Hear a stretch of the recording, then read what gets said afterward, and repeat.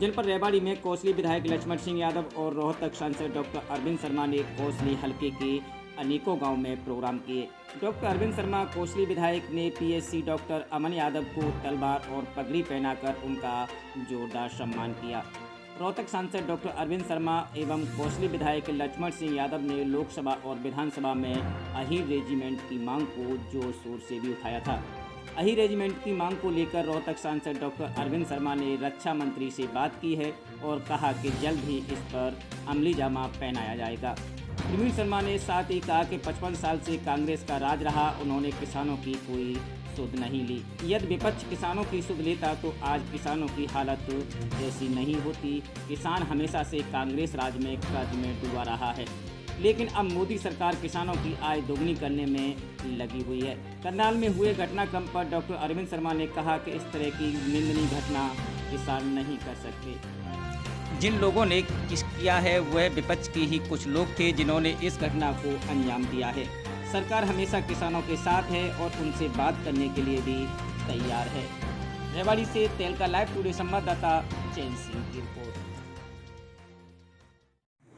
इस इलाके में कोसली विधानसभा में कई कार्यक्रमों को अंजाम देते हुए यहाँ तक पहुँचे और मुझे लगता है कि जलालाबाद का तो अखाड़ा बिछड़ ही लिया होगा, इसलिए मैं ज़्यादा समय नहीं लूँगा, केवल दो ही बात कहूँगा कि एक तो आपकी जो मांग आदरणीय सांसद महोदय के सामने आपने रखी है, निश्चित तौर पे आपको पता है कि 2 साल से मेरा भी बजट खत्म था और एमपी साहब को भी जो मिलती थी ग्रांट वो बंद थी, लेकिन मेरी एमपी साहब से गाड़ी में रास्ते में बैठे बैठे एक बात हुई। मैंने कहा कोसली ने आपके ऊपर बहुत प्यार लुटाया है और बहुत बरकत हुई है, बहुत आशीर्वाद दिया है, इसलिए जैसे ही मिले आपके 5 करोड़ की ग्रांट तो वो 5 करोड़ में से अकेला कोसली जो आता है वो मेरे ख्याल में 60% पे आओ नहीं निश्चय ही 3 करोड़ की ग्रांट हम जरूर करवाएंगे। उसमें आपकी गौशाला भी आएगी, लेकिन अभी वो आने ही वाली है, अभी ग्रांट पहुंची नहीं है। लेकिन मैं एमपी साहब का धन्यवाद करूंगा कि पिछले दिनों नाड़ में आए थे तो एक शहीदी स्मारक पे तो हमने बताया था कि हमारे यहाँ का इतिहास सैनिकों का गौरवमयी है और उन्होंने जाते ही बोला मैं इस बार पार्लियामेंट में जाऊंगा तो जाते ही अहीरवाल रेजिमेंट की मांग उठाऊंगा।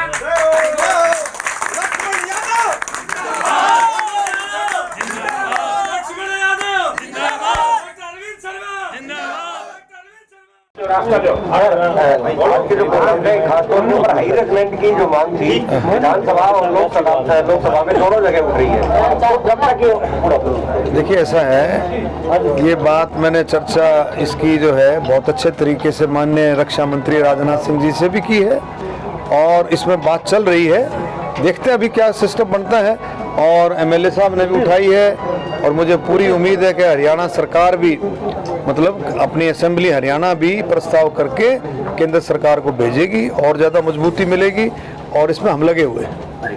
सर, एक दूसरी तरफ विपक्ष दल के नेता पूर्व मुख्यमंत्री भूपेंद्र सिंह हुड्डा राज्यपाल से मिले हैं कांग्रेस प्रतिनिधि के साथ और करनाल में जो हुआ है किसानों के साथ, और दूसरी तरफ जो भूमि अर्जन प्रस्ताव पास किया गया है उसको लेकर इस पे क्या कहना है? देखिए किसानों का आपने देखा, हमारे किसान भाई साथी जिसको कि हमारी नरेंद्र मोदी जी हमारे मुख्यमंत्री और हम सब बहुत सम्मान करते हैं, किसानों को अन्नदाता मानते हैं। किसान पूरे देश का अन्नदाता है और 9 महीने से किसान बैठा है कानून के विरोध में, लेकिन प्रधानमंत्री की सोच है कि किस तरह से उनकी आय को दुगना किया जाए, किनकी आय उसको किस तरह से उनकी आय को बढ़ाया जाए।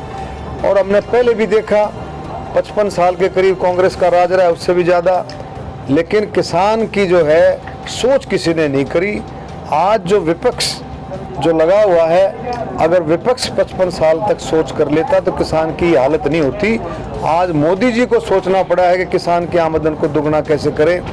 लेकिन आप देखो पिछले समय में छोटा किसान, मंझला किसान, बड़ा किसान कोई भी अगर एक काम कर लेता था, कोई ट्रैक्टर ले ले, कोई शादी कर ले अपने बच्चे की, अपने बच्चे को पढ़ा ले, मकान बना ले, कोई भी 3-4 कामों में से एक काम भी अगर कर लेता था तो उसका कर्ज टूटता नहीं था। आज ये सोच मोदी जी ने सोच रखी है कि किसान की आमदन को हम किस तरह से बढ़ाएं, किस तरह से दुगना करें। और जब 9 महीने आपने देखा, 9 महीने सरकार ने पूरी छूट दी, पूरी छूट दे रखी है। तो किसानों के लिए बिजली की व्यवस्था जहाँ बैठे हैं, पानी की व्यवस्था, कोई किसी तरह की कमी नहीं छोड़ी जाती है। कोई भी किसी भी